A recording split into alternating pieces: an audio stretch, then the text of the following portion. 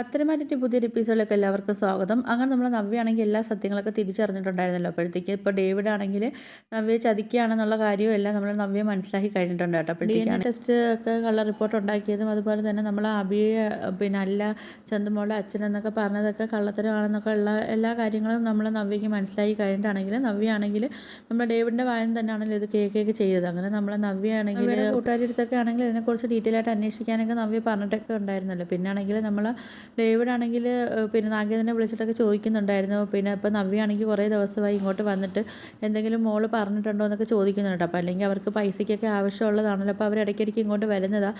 പക്ഷേ അന്നത്തെ ആ ഒരു സംസാരത്തിന് ശേഷമാണെങ്കിൽ പിന്നെ നവ്യയാണെങ്കിൽ പിന്നെ ഇങ്ങോട്ട് വന്നിട്ടില്ല എന്നൊക്കെ പറയുന്നു. അങ്ങനെ നമ്മൾ നാഗേന്ദ്രൻ പറയുന്നുണ്ട്, ഇല്ല മോളാണെങ്കിൽ ഒന്നും പറഞ്ഞിട്ടൊന്നുമില്ല, പക്ഷേ നവ്യയാണെങ്കിൽ ആരടുത്തും പൊട്ടിത്തെറിച്ചിട്ടും ഇല്ല, ആരടുത്തും അങ്ങനെ ഒന്നും സംസാരിക്കുന്നില്ല എന്നൊക്കെ പറയുന്നത്. അല്ലെങ്കിൽ ഇവളെ സ്വഭാവം വെച്ചിട്ടാണെങ്കിൽ അവളാണെങ്കിൽ ഇപ്പോൾ അവിടെ എല്ലാം പൊട്ടിത്തെറിച്ചൊക്കെ അവിടെ സംസാരങ്ങളും കാര്യങ്ങളൊക്കെ ഉണ്ടാക്കാനുള്ളതാണ്. പക്ഷേ ഇതുവരെയ്ക്കും അവളൊന്നും ആരുടെടുത്തും മിണ്ടുന്നില്ല എന്നൊക്കെയാണ് പിന്നെ മോള് പറഞ്ഞതെന്നൊക്കെ നാഗേന്ദ്രൻ പറയുന്നത്. അതൊക്കെ അവളെ നിലപാട് എന്താണോ, എങ്ങോട്ടാണോ അവളെ പോക്കുന്നൊന്നും ആർക്കും മനസ്സിലാവുന്നില്ല, ആരുടെടുത്തും ഒന്നും പറയാതൊക്കെ അവൾ പൊയ്ക്കൊണ്ടിരിക്കുന്നതെന്നൊക്കെ നമ്മൾ നാഗേന്ദ്രൻ പറയുന്നുണ്ട് കേട്ടോ. ആ സമയത്താണെങ്കിൽ ഡേവിഡ് പറയുന്നുണ്ട്, ചിലപ്പോൾ നവ്യയാണെങ്കിൽ അങ്ങനെ പൊട്ടിത്തെറിക്കാതിരിക്കുന്നത് ചിലപ്പം അബിയുടെ കൊച്ചല്ല ചന്തുമോളെന്ന് അറിഞ്ഞത് കൊണ്ടായിരിക്കും, നമ്മളാണെങ്കിൽ അങ്ങനെയാണല്ലോ പറഞ്ഞിരിക്കുന്നതെന്നൊക്കെ ഡേവിഡ് പറയുന്നുണ്ട്. ചിലപ്പോൾ ആണെങ്കിൽ അവളാണെങ്കിൽ എല്ലാ സത്യങ്ങളൊക്കെ അറിഞ്ഞിട്ട് ഒന്നേന്ന് ചൊല്ലി പൊട്ടിത്തെറിക്കാനൊക്കെ വേണ്ടി ഇരുന്നായിരിക്കും, അതാണല്ലോ നമ്മൾ പൊളിച്ചടുക്കി കയ്യിൽ കൊടുത്തതെന്നൊക്കെ പറയുന്നുണ്ട്. ആ സമയത്താണെങ്കിലും നമ്മൾ നാഗേന്ദ്രൻ പറയുന്നുണ്ട്, എന്തായാലും നവ്യയെ നമ്മൾ കുറച്ച് ശ്രദ്ധിച്ചേ പറ്റത്തുള്ളൂ. കാര്യം നമ്മൾ അവൾക്ക് എല്ലാം പറഞ്ഞ് മനസ്സിലാക്കിയൊക്കെ കൊടുത്തിട്ടുണ്ടെങ്കിലും പക്ഷേ അതവൾ അങ്ങനെ വിശ്വസിക്കണമെന്നൊന്നും നമുക്കില്ല.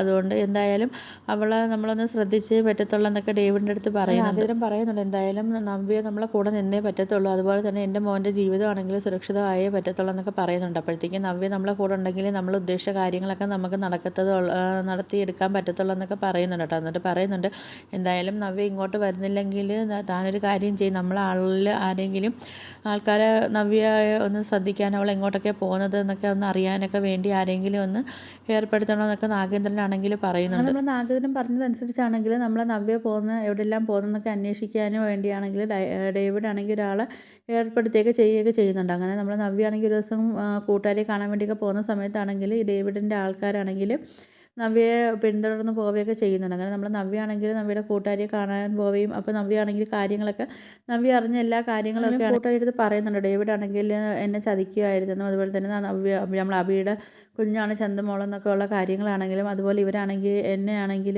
ഉപേക്ഷിച്ചിട്ട് ഇവർ പിന്നെ അനന്തപുരിക്കാരടുത്താണെങ്കിൽ പിന്നെ ശത്രുത തീർക്കുന്ന കാര്യങ്ങളൊക്കെ ആണെങ്കിലും ഒക്കെ നമ്മൾ നവ്യ മനസ്സിലാക്കിയെന്നുള്ള കാര്യം ഡേവിഡ് ഏർപ്പെടുത്തി അയാൾ കേൾക്കുകയൊക്കെ ചെയ്യുന്നുണ്ട്. അങ്ങനെ അയാളാണെങ്കിൽ നമ്മൾ ഡേവിഡിനെ വിളിച്ചിട്ടാണെങ്കിൽ കാര്യങ്ങളൊക്കെ പറയുന്നുണ്ട്. നവ്യയാണെങ്കിൽ എല്ലാ കാര്യങ്ങളും മനസ്സിലാക്കി കഴിഞ്ഞെന്നൊക്കെ ഉള്ള കാര്യങ്ങളൊക്കെ പറയുന്നുണ്ട്. നമ്മൾ നാഗേന്ദ്രനാണെങ്കിൽ പറയുന്നുണ്ട്, ഇപ്പോൾ എന്താ അവളെല്ലാ കാര്യങ്ങളും മനസ്സിലാക്കിയല്ലോ, അപ്പം ഇതെല്ലാം നിൻ്റെ വായിൽ നിന്നല്ലേ അറിഞ്ഞതെന്നൊക്കെ ഡേവിഡിനെ ആണെങ്കിൽ കുറ്റപ്പെടുത്തുകയൊക്കെ ചെയ്യുന്നുണ്ട് നാഗേന്ദ്രൻ. അതുകൊണ്ട് നമ്മൾ നാഗേന്ദ്രൻ പറയുന്നുണ്ട്, എന്തായാലും ഇവള് ഒരു കാര്യങ്ങൾ പോലും അനന്തപുരി പറഞ്ഞിട്ടില്ല എന്നുള്ളൊരു കാര്യമാണ് എനിക്ക് മനസ്സിലാക്കാൻ കഴിഞ്ഞിട്ടുള്ളത്. കാര്യം നമ്മൾ അവന്തികയാണെങ്കിൽ എല്ലാം ആരെല്ലാം എന്തെല്ലാം സംസാരിക്കുന്നതൊക്കെ അവളെല്ലാം ശ്രദ്ധിച്ചൊക്കെ അവിടെ നടക്കുന്നത്. അപ്പോഴത്തേക്ക് അതൊരിക്കും അവന്തിക പറഞ്ഞിട്ടുള്ളതെന്നാണ്, നവ്യ അവിടെ അടുത്തൊന്നും പറഞ്ഞിട്ടില്ലെന്നൊക്കെയാണ് പറഞ്ഞിട്ടുള്ളത്. അപ്പം നമുക്കിനി ഒരു കാര്യം ചെയ്യാം, എന്തായാലും ഇവള് കൂട്ടുകാരി കാണാൻ വേണ്ടിയല്ലേ ഇവള് വന്നിരിക്കുന്നത്, അപ്പം നമുക്ക് ഇവളെ അങ്ങ് പൊക്കിയാലോ എന്നൊക്കെ ചോദിക്കുന്നുണ്ട് കേട്ടോ. ആ സമയത്ത് നമ്മുടെ ഡേവിഡ് പറയുന്നുണ്ട്, എനിക്കും അങ്ങനെ ഒരു ഐഡിയ ആണ് എൻ്റെ മനസ്സിൽ തോന്നിയെന്നൊക്കെ നമ്മുടെ ഡേവിഡും ആണെങ്കിൽ നാഗേന്ദ്രൻ്റെ അടുത്ത് പറയുന്നുണ്ട്. പിന്നെ നമ്മുടെ ഡേവിഡ് ആണെങ്കിൽ ചോദിക്കുന്നുണ്ട്, എന്തായാലും ഇപ്പോൾ നവ്യയെ നമ്മൾ തട്ടിക്കൊണ്ട് പോയി കഴിഞ്ഞാലാണെങ്കിലും